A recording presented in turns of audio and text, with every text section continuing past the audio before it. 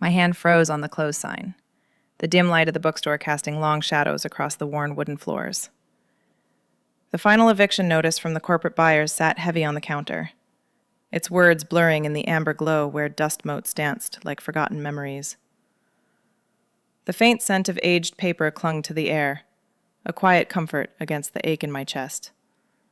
This place, my haven, slipping away.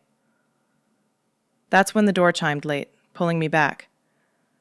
A stranger stepped in, her eyes hollow, carrying the weight of a city I could never call home. I should have turned her away, but exhaustion etched her face, and something in me tugged, reluctant to shut the door on that raw need for connection. She stood there, in the doorway, her suit sharp and tailored, cutting against the soft curves of my worn shelves like a blade through old cloth. The fabric whispered with every shift, expensive and unyielding, while the faint creak of the floorboards under her heels echoed in the emptying space.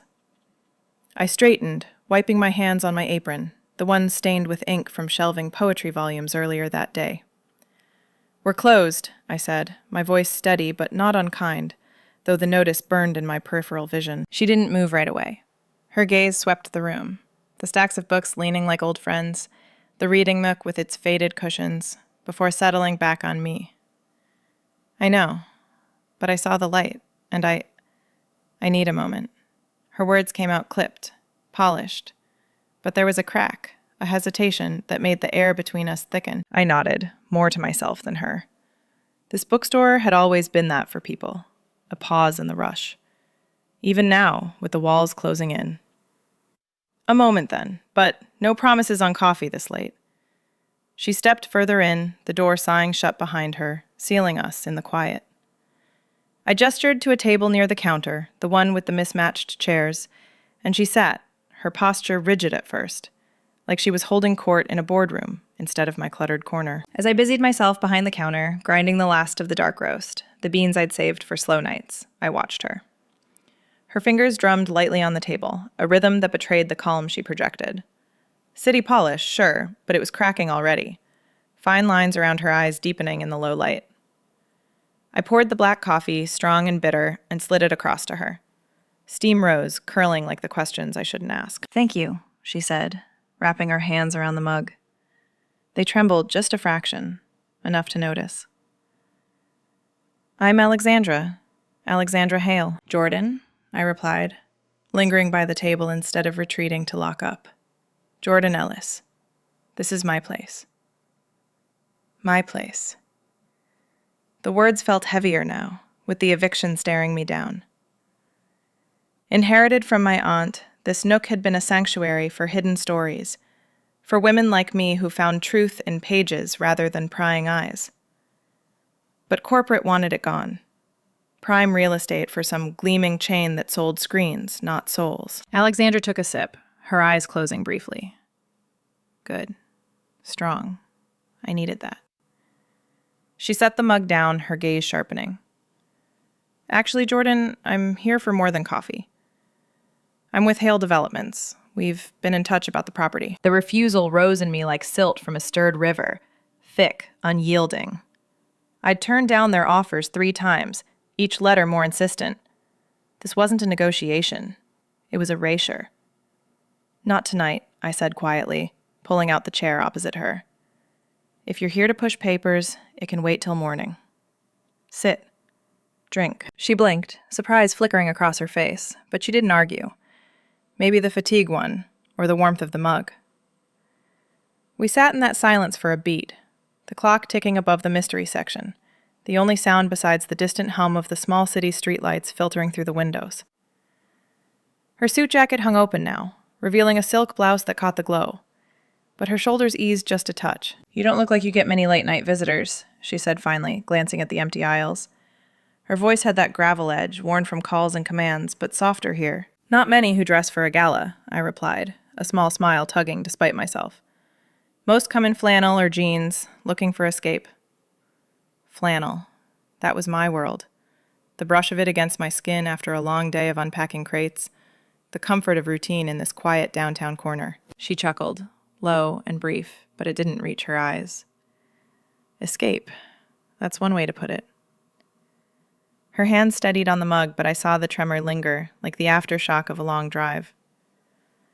I flew in this afternoon. Merger talks dragged. Drove straight here from the airport. Merger. The word hung, tying back to why she was really here. But I let it sit. Small city like this, airports feel a world away. What brings you to our little slice of forgotten? Business, she said, deflecting with that polished ease. But her fingers traced the mug's rim, a small tell. Always business. The silence settled again, thicker now, pulling at the edges of my reluctance. I should have ended it, flipped the sign for good, gone home to my empty apartment above the shop. But there was something in her, the way her gaze drifted to the spines on the nearest shelf, lingering on a worn copy of Audre Lorde, as if she recognized the pull of words unspoken. Personal questions bubbled up, unbidden. "Long day?" I asked, my voice gentle, ridging the gap before the night deepened further. She met my eyes then, the hollow look softening just a fraction. "Longer than most." "You?" "Same," I said. And in that shared breath, the conversation tugged us toward waters neither of us had planned to navigate. The night deepened outside, the small city street lamps flickering on one by one, casting slanted light through the bookstore's front window. I shifted in my chair, the flannel sleeve of my shirt brushing the rough edge of the table. It was a small sound, fabric against wood, but it grounded me amid the growing quiet. Alexandra's coffee steamed less now, the mug halfway empty, her fingers still curled around it like an anchor. "You asked about long days," I said, my voice pulling us back. "This place. It's been my long day for years." I glanced at the shelves, the ones I dusted that morning, spines worn from hands that sought solace here. Inherited it from my aunt. She built it as a haven back when downtown was quieter, before the chains moved in. Hidden stories, she called it. Books for people who needed words to say what they couldn't out loud. Alexandra's eyes lifted from the mug, meeting mine. There was a flicker there, curiosity edged with something guarded. "Hidden stories," she repeated, her voice gravelly, like tires on unpaved road after rain. It carried the weight of late nights, decisions that echoed in empty hotel rooms. Sounds poetic, but poetry doesn't pay the bills, does it? That's why I'm here, Jordan. Hale Development sees potential in this spot. Prime location for mixed use, retail below, condos above. We could make it thrive. Her pitch came smooth, practiced, but the isolation laced it, a thread pulling tight. She leaned forward, elbows on the table, her suit cuff riding up to reveal a watch that gleamed too brightly in the dim light. I felt the brush of my flannel against her sleeve as I adjusted. Accidental.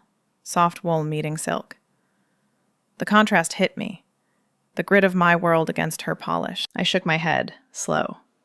Thrive for who? This isn't just walls and shelves. It's where the queer book club meets every Thursday. Women sharing pages that mirror their lives. Kids come after school, finding worlds that make sense of their own. My aunt hid her own story here. Letters tucked in poetry volumes from lovers she never named aloud.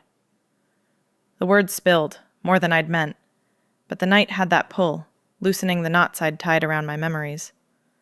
Single by choice, I'd poured myself into this space. Freedom in the quiet rhythm of opening crates, arranging titles that whispered truths. She deflected again, her gravel voice deepening. I get it.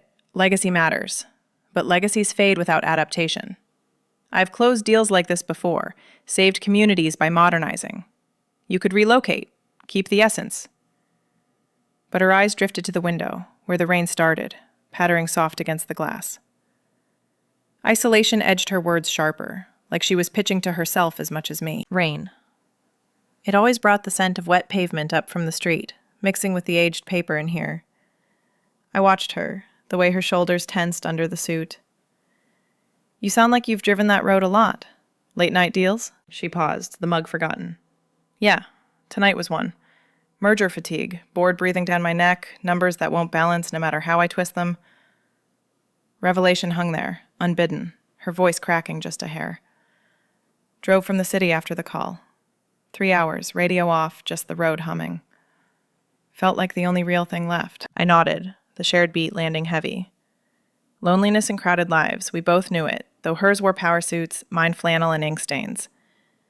My apartment upstairs echoed empty most nights, books my only company, the choice to stay single a shield against the world's judgments. Hers seemed sharper, cut from high-rises where views stretched but connections didn't reach. Crowds don't fill the quiet, I said softly. This place does, for me. Shelves full of lives that understand without asking. Her gaze held mine longer, the gravel softening to something raw. Understand. That's rare. The rain picked up, drumming steady, sealing us in. Outside, the small city blurred, neon signs from the diner across the street smearing in the wet. Inside, the air warmed from our words, the faint creak of the building settling like a breath held too long. I stood to refill her mug, the pot warm in my hands. As I poured, steam rose again, carrying the bitter edge that matched the night. Aunt called it her sanctuary. For women like us, stories were safer than coming out loud. The words slipped, a layer peeled back. I'd chosen this life. No family pressures, no prying eyes, just the freedom of pages turning in solitude. Alexandra's fingers brushed mine as she took the mug, accidental, electric in the quiet. Like us, she echoed, voice low. Her eyes searched the shelves now, landing on a section of worn paperbacks, titles faded but familiar. Isolation cracked further, her polish giving way to the fatigue beneath. I read to escape once. Closeted in college, books were my out. Now, they're just obstacles in deals. The emotional tug mirrored mine. Loneliness nodding to loneliness, crowded ambitions echoing empty routines. Rain sheeted the window, night pulling deeper. Conversation weaving us toward waters unspoken, barriers thinning in the glow. We sat longer than either admitted, the clock slipping past midnight. Her questions came reluctant at first, about the aunt's letters, the club's hidden discussions, pulling stories from me like threads from a seam.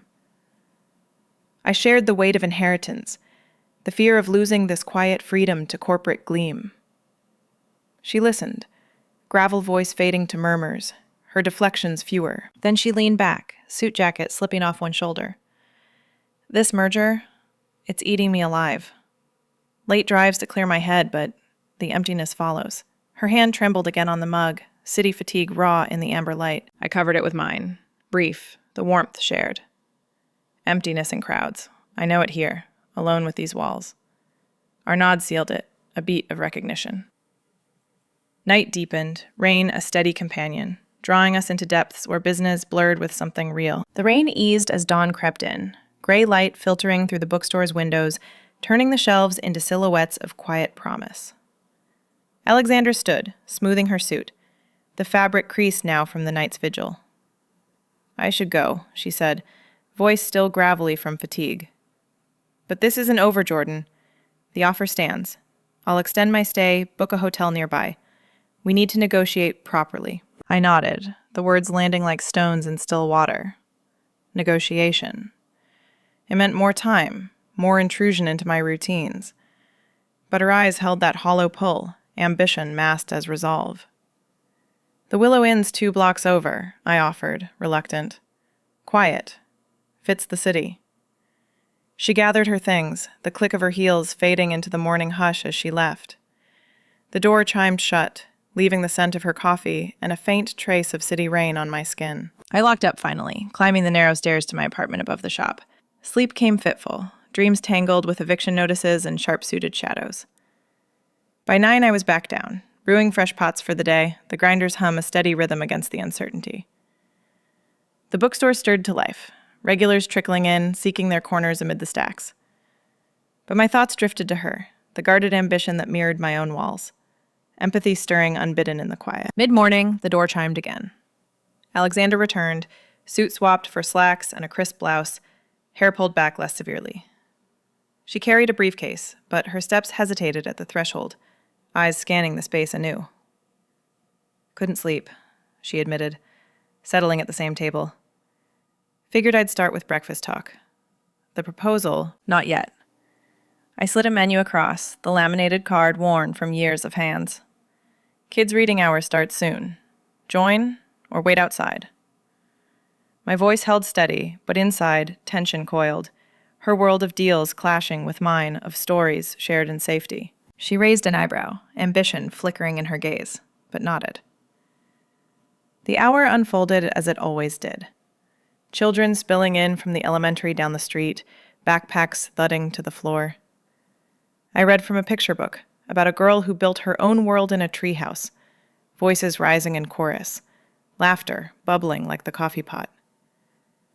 Parents lingered, some in flannel like me, others in work aprons from the diner.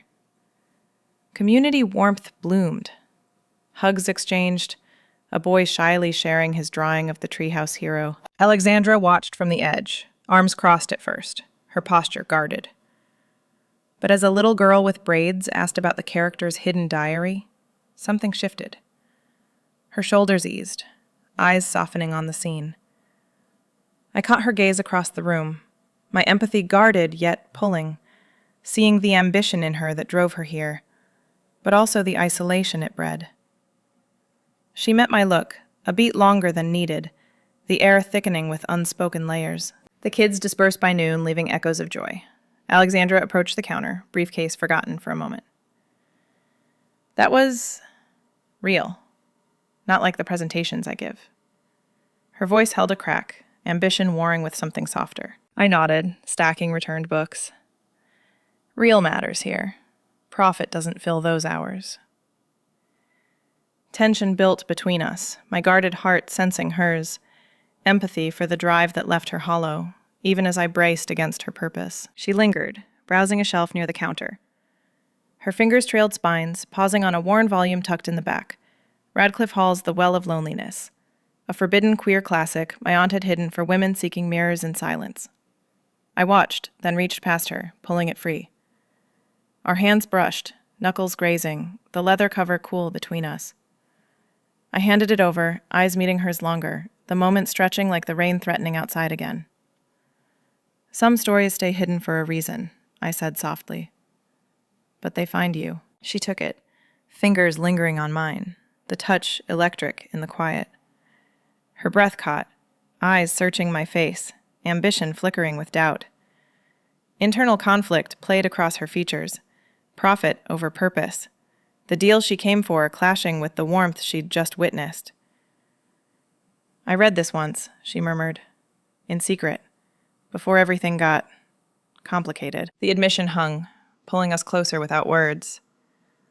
Outside, clouds gathered, the small city's sky darkening early. I glanced at the window, drops starting to patter. Looks like rain again. Stay if you want. Shelves need organizing. She set the book down, nodding. Yeah, maybe I do.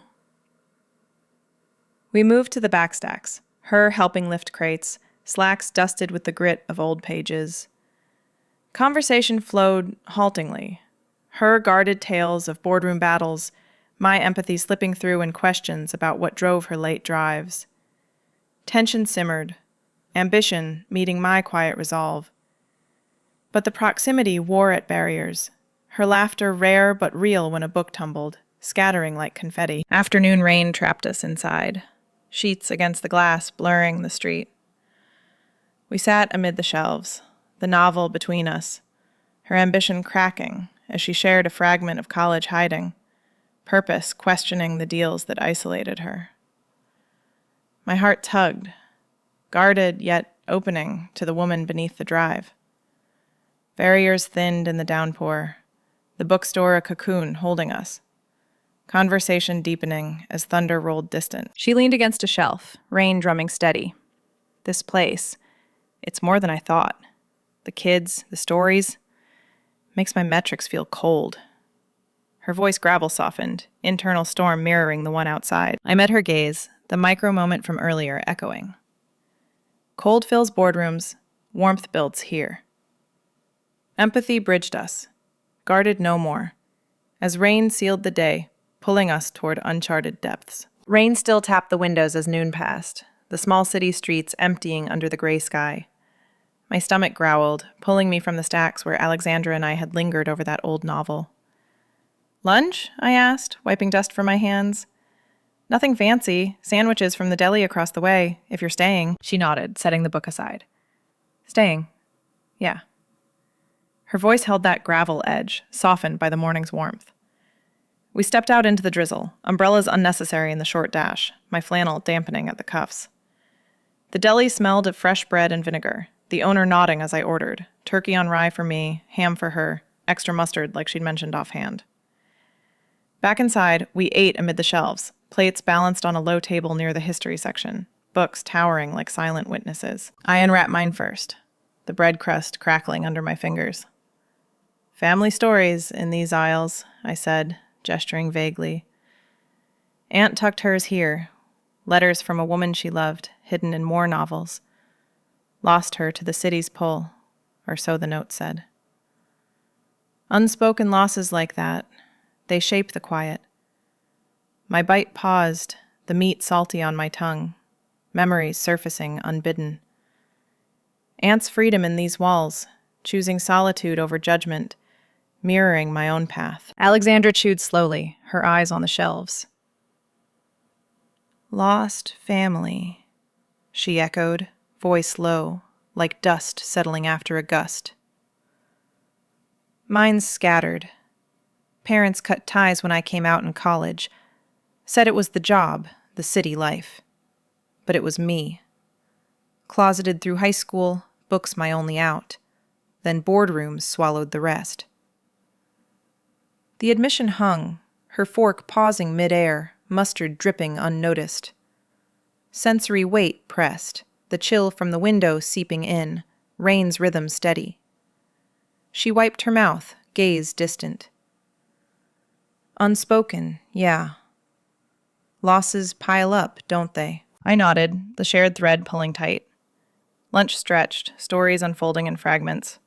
Her father's silence after the wedding invite she never sent. My aunt's empty chair at holidays I'd skipped to tend the shop. The rye grew tough as we talked, crumbs scattering on the table, the air thick with the deli's tang and aged paper. Her guarded layers peeled back, voice gravel turning to murmur, isolation cracking in the daylight. Afternoon wore on, rain easing to mist. Chill deepened, the window fogging where our breaths met the glass. I fetched a blanket from the back, faded wool, aunt's old one, soft with years of use. Draped it over our shoulders as we sat closer, the warmth shifting everything. Fabric clung, my flannel sleeve brushing her blouse, heat building against the cold pane. Better? I asked, our knees touching under the table. Much, she said, pulling it tighter. The wool trapped our scents, her faint citrus from the city, my ink and dust, mingling in the close space. Conversation turned personal again, her closeted past spilling more. Stolen glances at women's studies texts, the fear that built her ambition as armor. Hid it all. Rose fast because I had to. Prove I belonged without the mess. Her hand rested near mine on the blanket, fingers twitching. I shared then, the single life I'd chosen. This sanctuary's my freedom. No expectations, no hiding in crowds. Aunt showed me that. Poured her heart here instead of chasing what broke her. I stay alone, keep the walls up, let stories fill the gaps. The blanket warmed us, chill forgotten, her shoulder leaning into mine. Vulnerability peaked in the quiet. Losses unspoken no more. She stood abruptly, gathering plates. Let me help, shelving, or whatever. I led her to the back, crates waiting for morning delivery. We worked side by side, her hands steadying heavy volumes. Poetry, fiction, queer histories stacked high. Dust rose as we lifted, motes catching the light slanting through the misted window. I reached for a top shelf, teetering on toes, and she steadied the crate from below. Our fingers brushed. Accidental, skin on skin, the touch lingering a beat too long. Electric, warm against the wool's echo, her eyes met mine, breath catching. Sorry, she murmured, but didn't pull away. The turning point hung there, ambition yielding to something raw, her polish cracking fully in the dim aisle. We shelved on, silence full, the brush replaying in the air between us. Evening approached, rain cleared to damp streets. The author event loomed.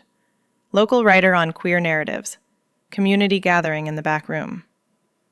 I planned to host alone, but Alexandra lingered, wiping hands on her slacks. "What's this?" she asked, nodding to the setup. Chairs in a circle, books laid out. "Reading night." She writes about women finding voice in silence. I hesitated, then added, "Come, if you want." Her eyes flickered, guarded, but pulled. The event drew her in unexpectedly, chairs filling with familiar faces, her settling in the shadows. Voices rose, stories shared, her presence a quiet intrusion that softened as the night wove on. The back room filled slowly as evening settled. Chairs scraping against the worn floorboards, voices murmuring like pages turning in the hush. I arranged the circle tighter, copies of the latest queer anthology stacked on a side table, their covers worn from hands that sought recognition in print.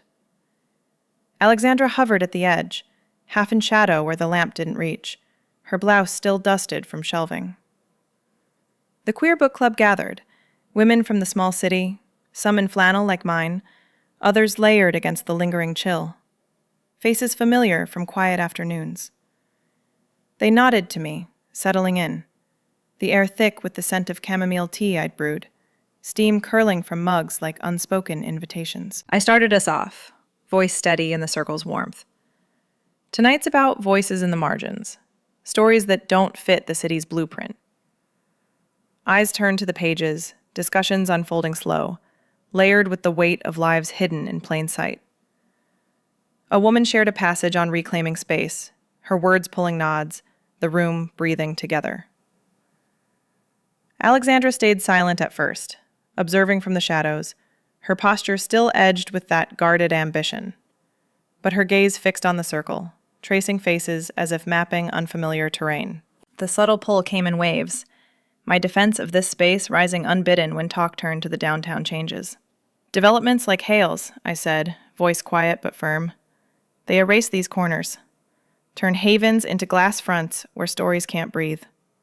Heads turned my way, agreement humming low.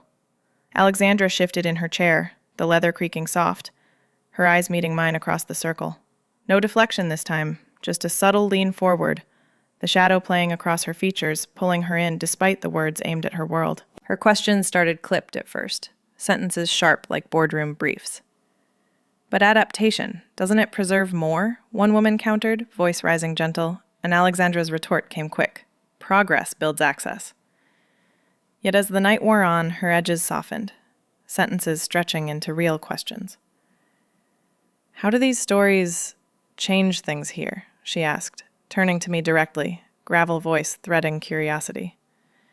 The tick faded, her words opening like the rain earlier, washing away the polish. Laughter broke then.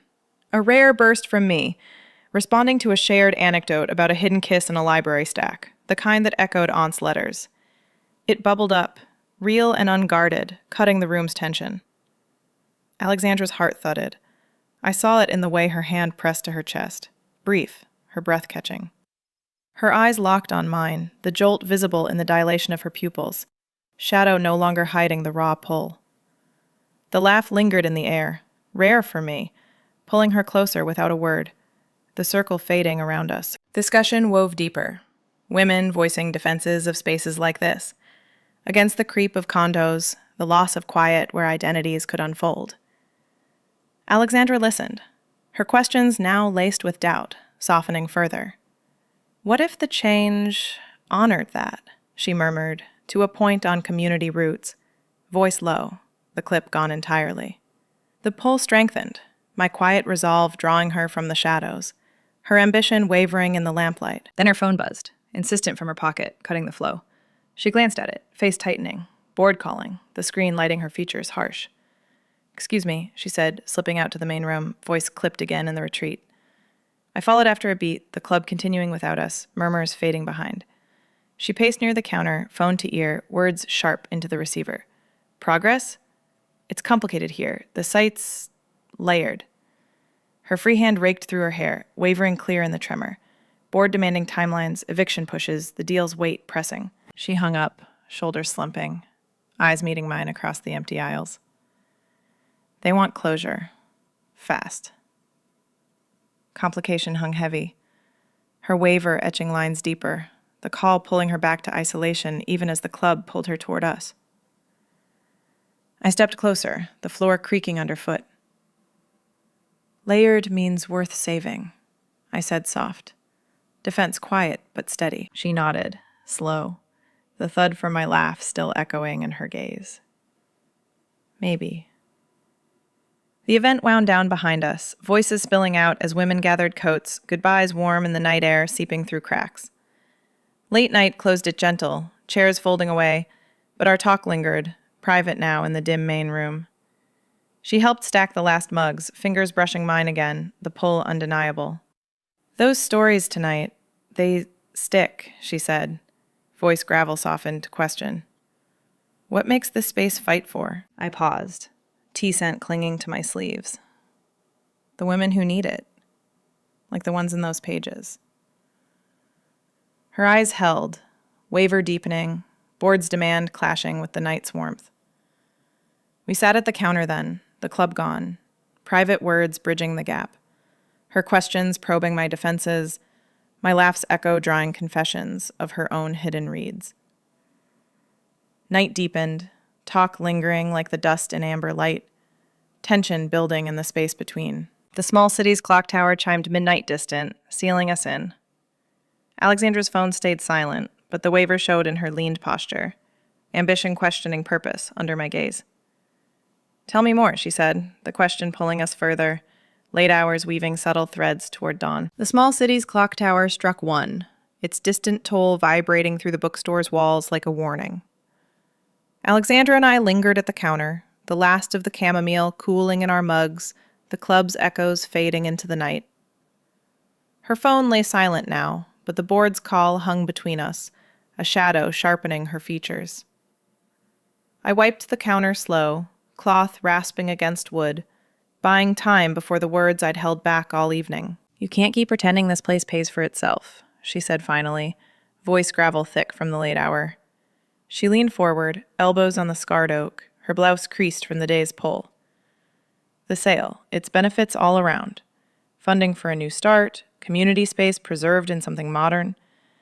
Hale Developments builds legacies, Jordan, not erases them. Heat rose in me, not from the tea, but the erasure she named so casually. I set the cloth down, fingers gripping the edge. Benefits? For who? This safe haven, it's not just shelves. It's where women come to breathe without the world's eyes judging. Queer stories hidden here, pages that say you're not alone when family turns away or jobs demand silence. Sell it and you erase that. Turn it to condos where no one lingers, no one finds their voice in the quiet. She straightened, eyes flashing in the dim lamplight. And what about survival? I see the notices piling up. This downtown's changing. Adapt or fade. I've closed deals that saved fading spots, turned them profitable without losing soul. Her words clipped sharp, ambition flaring, but the waver from earlier threaded through, her hand gesturing wide, brushing a stack of flyers for the club. I stepped closer, the floor creaking under my boots, flannel sleeves bunching as I crossed my arms. Soul? Your developments gleam, sure, but they isolate. High rises where views stretch endless, connections snap thin. This erasure hits deeper, takes the one spot where hidden lives unfold safe. Debate heated, voices rising in the empty aisles, my defense raw against her logic. Dust stirred from our movements, motes catching the glow, the air thick with aged paper and tension. She pushed back from the counter, pacing 2 steps, then stopped, facing me full. Vulnerability peaked then, her shoulders slumping under the blouse, gravel voice cracking low. You think I don't know emptiness? My high-rise views, city lights blurring into nothing. Boardrooms full of suits, but no one seeing me. Late nights staring at glass walls, merger winds tasting like ash. I built this life chasing purpose, but it's hollow, Jordan. Echoes in the quiet I ignore. The confession landed heavy, pulling the heat from our words. I reached out, hand on her arm, steady, warm through the fabric, my palm feeling the tremor beneath. Silence fell full, understanding swelling in the space. No need for more debate. Her eyes met mine, raw in the amber light, the fight draining as empathy bridged us. I see you, I said soft, fingers lingering, the touch grounding her city's fatigue against my quiet resolve. She didn't pull away. The air thickened, slow spark igniting in the prolonged gaze, her breath shallow, mine matching, unsaid desire hanging like the dust unsettled. Eyes locked, the bookstore fading, just us in that beat, heat building from my hand on her arm, unspoken pull drawing closer. Vulnerability stripped her polish bare, my empathy wrapping the moment, the debate forgotten in the charged hush. Then she spoke again, voice barely above whisper, revelation spilling. Childhood books. They were my escape from hiding. Closeted in a house of expectations, pages my secret world. Women's stories tucked under mattress, read by flashlight when parents slept. They saved me, Jordan. Made the fear bearable till I could run to the city, build walls higher. Her free hand covered mine on her arm, pressing gentle, the touch electric now, desire threading the air thicker. I nodded, the shared hiding resonating deep. My aunt's letters, my own choices echoing her words. Books hit us both. This place keeps that alive. Silence stretched again, full of the night's confessions, her gaze holding mine longer, spark slowing to something inevitable. Outside, thunder rumbled distant, rain starting anew, pattering the windows like applause to our breaking point. She stepped closer, our hands linked now, arm to arm, the warmth shifting from empathy to pull. The deadline's tomorrow. Board expects the signature. Her voice wavered, emptiness confessed. But the gaze lingered, desire unsaid but felt in the press of skin. I squeezed her arm, reluctant to break the spark. Deadline or not, this erasure stops here. Rain sheeted harder, storm raging outside, mirroring the one we'd cracked open. Vulnerability peaked in that hold, her high-rise hollow meeting my haven's quiet, the debate yielding to something real. We stood there, gazes prolonged, air thick with what words couldn't yet name. The small city's night sealing us in. The storm cleared slow, rain easing to drip, dawn hinting gray through the blinds. Alexandra pulled back, gentle, but the link lingered in her eyes. Decision deadline looming like the wet streets. I need to think, she said, voice soft, the breaking point etched between us. I watched her gather her things, the spark fading but not gone, pulling us toward whatever dawn brought. Morning light filtered through the rain-streaked windows, turning the bookstore's dust into golden flecks that swirled lazy in the air. Alexandra stood by the counter, her blouse rumpled from the night, phone in hand as she stared at the screen. The storm had cleared, leaving damp streets glistening outside, the small city's hum starting slow with early deliveries rumbling past. I wiped a mug dry, the cloth soft against ceramic, watching her wrestle the weight of the deadline we'd cracked open in the dark. She set the phone down, turning to me with eyes still raw from confession. I can't do it, Jordan. Not the erasure. What if we invest instead? Hale Developments could fund preservation, modernize without tearing down. Solar panels on the roof, community grants to keep the shelves stocked. Turn it into a hub that lasts. Her voice gravel rough from fatigue, but steady now. Proposal hanging like the mist lifting outside. Fingers tapped the counter, a tick softened by the night's pull. Her ambition shifting toward something shared. Doubt gripped me first, thick as the chill seeping from the floorboards. This place had been my aunt's fight, my quiet choice. Freedom in pages, not corporate strings. Invest? You'd tie it to your board's metrics? What happens when profits dip? I leaned against the shelves, flannel sleeve brushing a spine, the wood cool under my palm. But her gaze held no polish, just the vulnerability from our debate, the spark lingering in the prolonged look we'd shared. Cautious hope stirred, melting the edges, visions emerging of expanded reading nooks, queer author events funded without fear. She stepped closer, the space between us narrowing like the morning light sharpening. Not metrics. Purpose. I've seen this community, the club, the kids. We partner. Hale provides capital for upgrades. You keep the heart. Shared vision, Jordan. Books and business, not one over the other. Her hand hovered near mine on the counter, not touching yet, but the air warmed, hope threading through my doubt. We talked it out then, sketches on napkins, preservation plans unfolding, her ideas blending with my routines, the bookstore evolving without losing soul. The doubt thawed slow, hope cautious but real, our words weaving a path neither had mapped alone. By noon, word spread. Text to club members, calls to regulars who'd fought changes before. The community rallied outside, locals gathering on the damp sidewalk, umbrellas folded against the clearing sky. Women from the book club arrived first, signs scrawled on cardboard, "Save our stories." Parents with kids from reading hour joined, voices rising in chants, soft but firm, the small city's pulse quickening around us. I stood in the doorway, heart thudding against my ribs, the flannel of my shirt clinging from the humidity. Alexandra emerged beside me, phone buzzing, ignored at first. Then she stepped forward publicly, raising her voice above the murmur. "This isn't demolition, it's partnership. Hale commits to saving this space, investing in what makes this city breathe." Murmurs turned to cheers, hands clapping her shoulders, the rally uniting in surprise and relief.